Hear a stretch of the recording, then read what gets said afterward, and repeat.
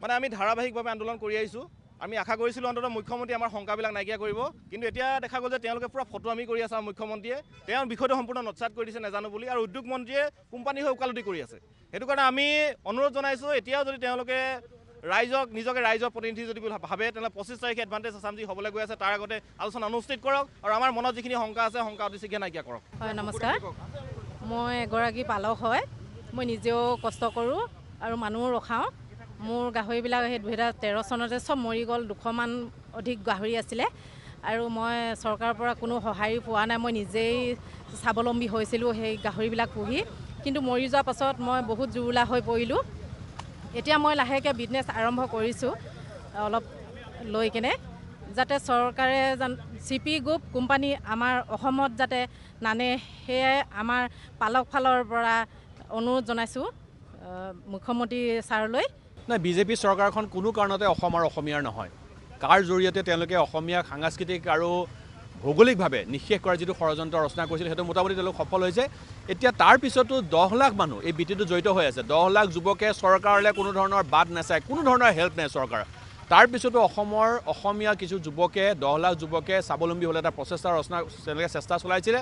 সেই শেষ চেষ্টাকো তেওঁলোকে ক'বলৈ গ'লে অসমীয়াক একদম কফিনত শেষ গজল তেওঁলোকে মৰাৰ যিটো ষড়যন্ত্ৰ লিপ্ত হৈছে।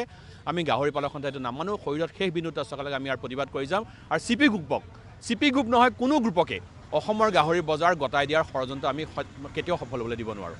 শিক্ষাধিক আপোনাৰ শিক্ষিত যুৱক যুৱতীয়ে গাহৰি পালন কৰি আহিছে।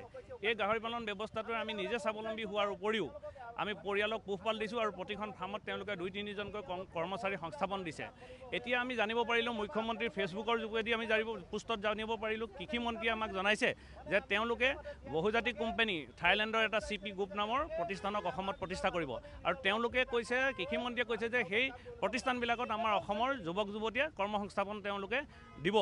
কিন্তু বৰ্তমান 10 লক্ষাধিক যুৱক যুৱতীয়ে যিহেতু নিজৰ কৰ্মসংস্থাপন নিজে বাছি লৈ আজি পৰিয়াল পোহপাল দিছে, তেনে ক্ষেত্ৰত তেওঁলোকে বহুজাতিক কোম্পানীটোৰ আগমনে আমাক কেনেধৰণে সংস্থাপন দিব? গতিকে তেওঁলোকে আচলতে আমি আজি নিজে আচলতে আমি পৰিয়াল পোহপাল দিছোঁ, আমি আত্মসংস্থাপনৰ বাটটো আমি নিজে লৈছোঁ। কিন্তু চৰকাৰে এই নীতিৰ ফলত আচলতে আমাক এটা গোলাম কৰিবলৈ এটা ব্যৱস্থা কৰিছে।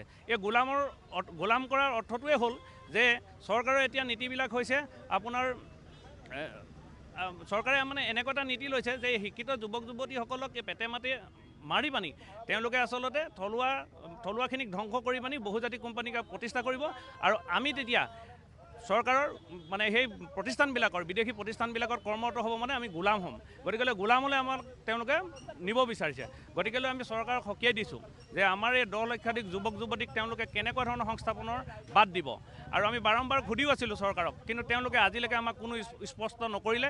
এই কোম্পানীটোৱে কেনেধৰণে আহি পানি ইয়াত কেনেকৈ ব্যৱসায় কৰিব তেওঁলোকে ৰোডমেপটো আমাক নজনালে। গতিকে চৰকাৰক আমি এই প্ৰতিবাদস্থলীৰ পৰা আজি জনাব বিচাৰিছোঁ যে এনে কাৰ্যসূচী আপোনালোকে ল'লে থলুৱাৰ বিৰোধী আৰু খিলঞ্জীয়া ধ্বংসৰ এটা নীতি ল'ব বুলি আমি ভাবিবলৈ বাধ্য হ'ম।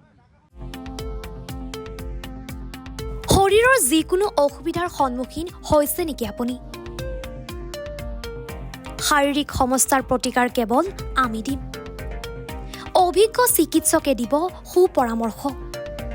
প্ৰতি সপ্তাহত থাকিব বিভিন্ন ৰোগৰ বিশেষজ্ঞ চিকিৎসক।